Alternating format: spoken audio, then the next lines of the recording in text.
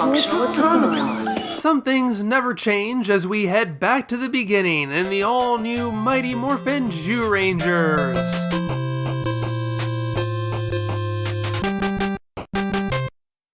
How about that? I'm back again. You didn't expect it, neither did I. But who wants to end on part 29? Why not go for 30? Why am I even here? Did I not already spend over 3 years comparing every episode of Kyoryu Sentai Zyuranger to Mighty Morphin Power Rangers? Yes, I did. But it turns out there's always more to compare, and I love to compare things. While I've indeed compared Zyuranger to Power Rangers, I haven't finished comparing Power Rangers to itself. Day of the Dumpster is the first episode of MMPR, but even putting aside its Sentai source material, Day of the Dumpster does not exist in a vacuum. It is simply the final step in the evolution of the concept. That concept dates back about a decade before the show aired, in all of Haim Saban's attempts to adapt Super Sentai for American audiences. He tried to bring over Chodenshi Bioman in the 80s, and although we don't have access to much footage from that pilot, we can see the origin of a lot of Power Rangers character names like Zack Taylor and Billy Cranston. But once the Zyuranger ball got rolling, Saban ultimately commissioned 2 pilots. The first was revealed as a special Lost episode near the end of the 90s. The second was heavily rewritten and re-edited into the final version of Day of the Dumpster that we all know. But a few months ago, the second pilot's director, Adrian Carr, released the original version of the second pilot on YouTube. And when I watched all 3 of them back to back to back, what I saw quite clearly was a fascinating through line of the creative process, of how ideas were created and refined over time. To me, it was just as interesting as the changes made between Zyuranger and Power Rangers. I was working on my Sailor Moon series at the time, but I knew once I finished, I wanted to come back to this and talk about it. So let's explore! Despite a lot of differences in detail and footage between the pilots, the basic premise remains unchanged throughout all of them. Rita is released from her dumpster and causes havoc on Earth. We meet the teens and learn who they are. They are yoinked off to the command center for exposition. They refuse the call to adventure until they're attacked by Rita's putties, at which point they morph and the Zyuranger footage takes over. They fight hand to hand, followed by Giant Robot, and then they officially accept the call back at the command center. Even a lot of the dialogue remains unchanged from version to version. I mean, even though the outfits are cool and everything, my hair gets all tangled up inside the helmet. I mean, the outfits are cool and everything, but my hair gets all tangled up inside the helmets. That's not terribly surprising given that as pilots, their primary objectives are largely the same. Introduce the plot and characters in as efficient a way as possible. Given that the first pilot, directed by Strathford Hamilton, is a completely separate production, it's the farthest thing from the final product. The locations are different, the aesthetic is different, there's just a general unpolished feel to the whole thing. Zordon is called Zoltar, Alpha has a different design, and oh yeah, Trini is played by Audrey Dubois instead of Tui Trang. Its Zoltar is far more animated, with lip flaps matching every line of dialogue rather than the close enough collection of reused shots the final show would ultimately cycle through. However, the animation is almost nausea-inducing, so I'm glad they changed it. This pilot really likes its morph effects, which seems appropriate given the title of the show, but it's ultimately really weird looking. I do remember the sequence of them morphing into their animals because an early commercial used them. Those commercials were actually included on my VHS copy of Day of the Dumpster, funnily enough. Yeah, of course I still have it. Okay, this is clearly not it. I couldn't find it. I'm sure it's around here somewhere. This is close enough. I think that was the first time I ever saw the early Billy look, which is nearly unrecognizable from his final design. It's a much more realistic nerd than the dorky glasses and overalls look he would come to be known for. I'm glad the reshoot got rid of all those morphing effects in favor of showing the Rangers in costume instead. Just because you can do an effect doesn't necessarily mean you should. By the second pilot, most of the Mighty Morphin iconography was set. After all, a lot of this would be reused in the series proper. The command center has its final look, the juice bar exists, Ernie exists, Bulk has developed into the main bully from the weird proto-Bulk he was in the first pilot, and he's joined by Skull. About half of the original footage is the same as in the final airing. It's only the introductory scenes of the juice bar that have been replaced. And those are the scenes that introduce our characters, so let's talk about that. For most of the characters, the main ideas stay the same, but you can see how they're refined from version to version.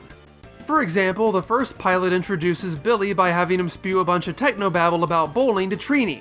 To the -10 with a drag coefficient of 0.9. The second pilot introduces Billy by having him spew a bunch of technobabble about karate to Kimberly. Equivalent to 3.2 to the 6th power. The final episode introduces Billy by showing him as a fledgling martial arts student under Jason.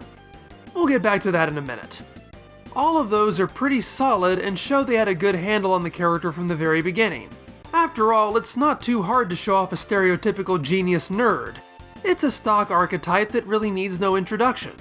By contrast, the first two pilots show Kimberly as extremely vain and clumsy. The conflicts in both versions are started by her dropping something. The final episode instead chooses to focus on her gymnastics skills while still retaining a bit of that vanity, which I think is a big improvement.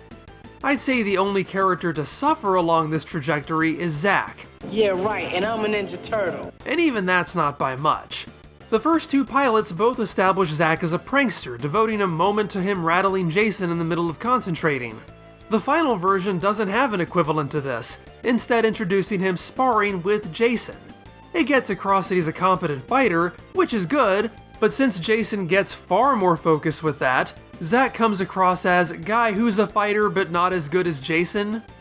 There's enough snark left from the second pilot though, that we get a decent beat on who he is, even if that is the non-believer. Ah, a non-believer. One of the big moments in the first episode is the heroes choosing not to accept the word of the giant head in a tube. The story wants to cement Jason as the true believer, the one most reluctant to leave. It sets him up as the pure character, the leader, the one who's ultimately going to convince the others to use their powers. However, in the first pilot, the action is a bit too frenzied, so that moment gets lost in the shuffle. It's handled in a much more sophisticated way the second time around, mostly through the directing. The camera takes time to highlight Jason, showing him considering the opportunity before his friends call to him and bring him back to his senses. It works much better than them dragging him out. It also communicates much more about the other characters. Zack and Kimberly are the first two out. They're not on board at all. Billy and Trini are at least interested in the technology and linger for a moment. And Jason is the one who stays the longest. Good visual communication. The same thing is true for the following putty fight. In the first pilot, the characters just get beaten down. It's not really communicating much beyond the simplest idea of, the kids are too weak. And then there's the awkwardness of putties just standing around and doing nothing. The second attempt at this works really hard to differentiate all the characters from each other. Even as a kid watching the final product, I always remembered how the Rangers are defeated. By focusing on each of them individually, it demonstrates their fighting prowess in comparison to each other. Billy goes down first, immediately followed by Kimberly. Zack lasts a bit longer, as does Trini. Finally, Jason is defeated too. The first pilot seems to have the same basic idea, but it's much easier to follow in the subsequent versions, where the focus is on using the action to tell its own story. Something that's different across all three versions is the final Megazord battle sequence. As I said when I covered this episode before, Power Rangers wanted to get to the giant robots as quickly as possible.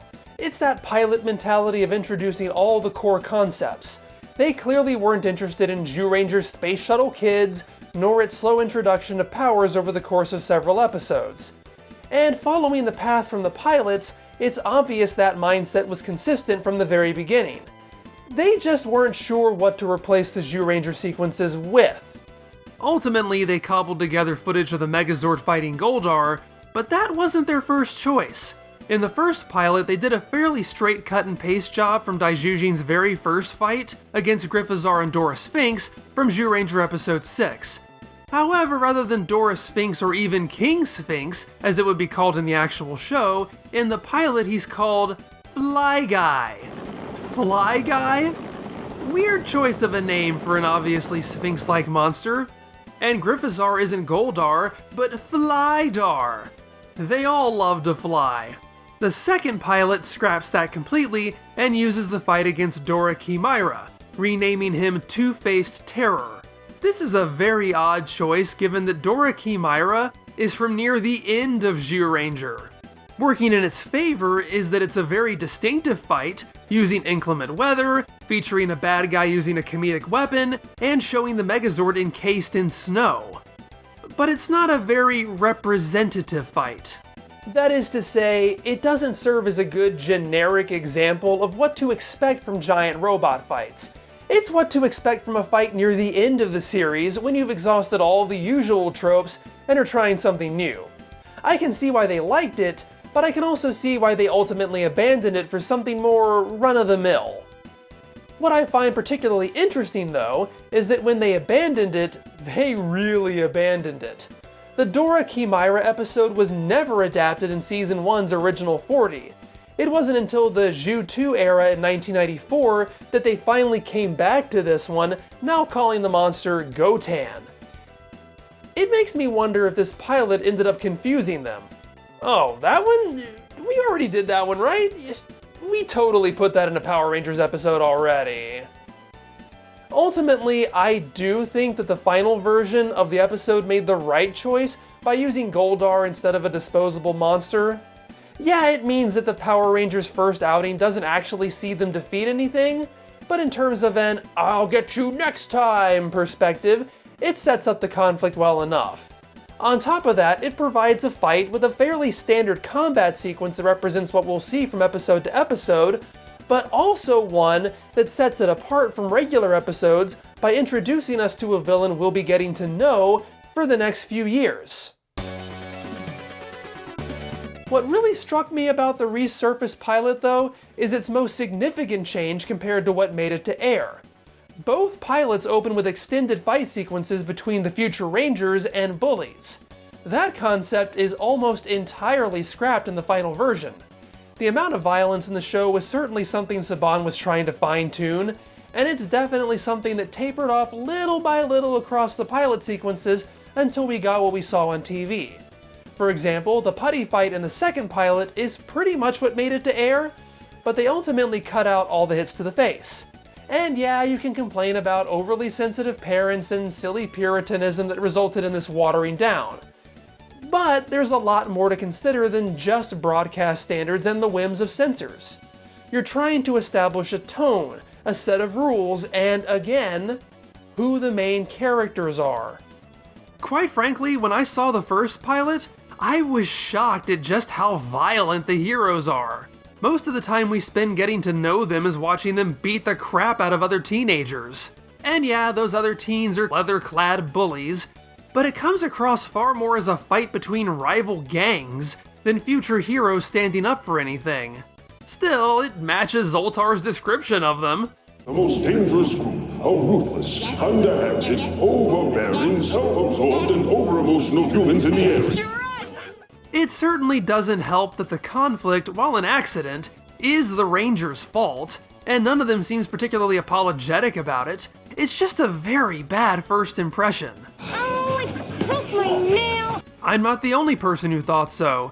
Adrian Carr said that was one of the things he was tasked with fixing when he shot the second pilot. Executive producers Haim Saban and Shuki Levy showed Carr the pilot episode that had already been shot with the note, "This is what we don't want to do." In particular, they didn't want the violence to be as heavy. The second pilot likewise has a scene of Bulk and Skull fighting the Rangers. Carr, however, tried to stage this one in a way that presented the Rangers as craftier and more indirect, the fighting a bit more slapstick. Other elements are fine-tuned as well, such as having Kimberly apologize for dumping chili on Bulk, but Bulk escalates the conflict anyway. It certainly makes our heroes come across as a bit more sympathetic, that they're clearly acting in self-defense. It's a major step forward and a huge improvement over the first pilot. Carr was disappointed that all of this ended up on the cutting room floor. Well, actually, not all of it did. I remember being really confused when I covered Big Sisters and watched its ending scene of Kimberly accidentally dumping chili on Bulk. I said at the time that there was something about it that seemed disconnected. Well, now I understand why. It was cut out of here and plopped down there. This pilot shows a clear progression of the main characters against different foes, to demonstrate that they're already competent at getting out of scrapes on their own, but that they need their new powers against the greater threats of Rita. So you have a sequence where they beat up the bullies, then you have a sequence where those same moves don't work against the putties, and then you have them transform and win the day. I get that. It makes sense. It works in that context. But I'm still glad it was cut out. The two pilots are pretty much nothing but violence, and I think that's a problem. That's not me being a prude, it's me looking at this structurally. The Rangers are introduced, they fight. They talk to Zordon, they fight. They morph into Zyuranger footage, they fight. They fight some more. Everything's one level, which can be boring. You need different dynamics. And yes, you do have to convince the parents, the advertisers, and the network that this is more than just a bunch of kids who beat people up. Yes, it may just be a glorified toy commercial, but it does have some kind of positive message to impart.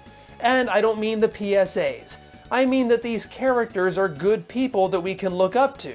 And I do think the final product hits that mark in a way the pilots don't. Adrian Carr didn't do anything wrong, he gave Saban exactly what they asked for. But I do think that they looked at the resulting footage and realized there was too much of one thing while they were still missing something else. Carr's goal with the juice bar fight scene was to establish character through action. That's laudable. But given that we see the kids react the same way against the putties, keeping both sequences is redundant. In the final version of the episode, there is no big fight sequence at the juice bar. Instead, the time is spent getting to know the characters outside of their combat roles, which is more dynamic. There will be plenty of fights in this episode, so why not start with something different? The first pilot's bullies barely qualify as characters. The second pilot wisely gives faces and names to its lead bullies. Bulk and Skull would prove to be fantastic characters. But you kinda have to think about them in the long term. They need to be a comedic threat, while also remaining likable enough. And I think having them get into actual fights with the Rangers is not a good means of striking that balance. So here, the bully's introduction is totally revamped. There's no gang, just the two characters, focusing them as people even more. The Rangers don't antagonize them in any way. Rather than coming in with full violence, Bulk and Skull are pushy admirers, trying to snag Kimberly and Trini for dates. And when they are rejected and do get aggressive, Kimberly and Trini redirect their own momentum to flip them over onto some gym mats. It's comeuppance, but very quick and to the point. I can see the Rangers having silly fun thwarting these guys from episode to episode, whereas in the other versions, I don't really want to see the bullies again at all. Adding to this change is that the episode incorporates cut footage from a later episode, Dark Warrior, directed by Terrence Winkless, wherein Billy joins Jason's karate class. Doing so does create a few small problems, such as the continuity error of Billy's visible communicator, as well as the characters wearing multiple outfits across the span of a few minutes. However, the advantages far outweigh the problems. It was really smart of them to put this sequence here because it demonstrates the positives of martial arts rather than just the violent aspects. Shifting the focus to Billy makes him come across as a sympathetic character with room to grow, even though, as I've said, it doesn't really match the physical prowess he has in the Zyuranger footage. Then again, it's not like the pilots match that either. It allows the other characters to encourage him, establishing through their actions that they're good friends, friends who lift each other up. Showing that Jason teaches a class demonstrates his selflessness, his mentorship, his leadership. And putting Bulk and Skull in the class is the final stroke of genius. They're less physical threats than they are ideological counterpoints. Don't make me bring out the Goofus and Gallant bit again. Bulk wants to take the class to learn how to beat people up. Jason proves it's far more about skill and discipline. This is the final linchpin necessary to sell this series. In the first pilot, the heroes are almost indistinguishable from the bullies. With all these changes, it's now clear that the Rangers aren't just the heroes because they have powers, but because they're good role models. And it's just a much better structure. It sets up that these characters have martial arts skills, but holds back on actually showing them off until the stakes rise. That's far more dynamic, far more of a build. I definitely remember this scene sticking with me as a little kid. It's probably what inspired me to start taking martial arts not too long afterwards. Had I instead been introduced to the fight scene in the second pilot, I might have been entertained, but I doubt it would have left the same kind of impression on me. Let's score these for old time's sake. Story is fun because they are all essentially the same story but with different details. Still, it's hard not to evaluate this in a linear fashion. Each new iteration refines the storytelling. Good kids against bullies becomes clearer, the exposition becomes easier to digest, Rita's role in the episode becomes better defined. In the first pilot, she's really just there. The second one adds in the mechanics of making putties, so we learn what Finster's role is and how monsters will be created going forward. Even the second pilot has some awkwardness and time elapsing, where they cut back to Rita attacking the astronauts after a long sequence with the teens, as if no time has passed for her at all. The final episode structures her scenes better, setting her up on the moon and having her make her plans in a far more logical time frame. The final episode wins. For characters, this should be pretty obvious given what I've already said. The first pilot establishes the temperaments of all of the leads, but they come across sometimes as vapid jerks. The second pilot helps individualize the characters and their reactions to becoming superheroes, as well as making them more sympathetic. But it's the final version that truly humanizes them. The same can be said for the bullies, who transform from faceless antagonists into beloved characters. The final episode wins. Action is a little bit tougher depending on your perspective. I've seen a lot of comments on Adrian Carr's upload that state they prefer how he shot the action scenes. It could be argued that the censoring in the final version dilutes the impact of the putty fight.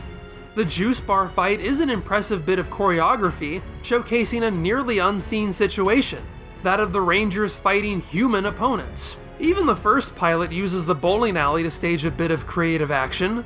All of that is missing from the final version, true. But I feel that version adds much more, using far more varied types of action to better tell its story and introduce its characters. The final episode wins, and yeah, that's a clean sweep. I'm not surprised, but I'm also not dismissing the earlier iterations. Each version of this builds on the other, so credit stretches back all the way to the first pilot for creating a flawed but solid foundation. And I'm glad Adrian Carr finally got to show off his baby so that people can form their own opinions. It can't be understated that he got the show to about 90% of where it needed to be. However, it's ultimately the final product that benefits from all that tinkering, creating a fantastic first impression that launched the Power Rangers that we have now known for decades.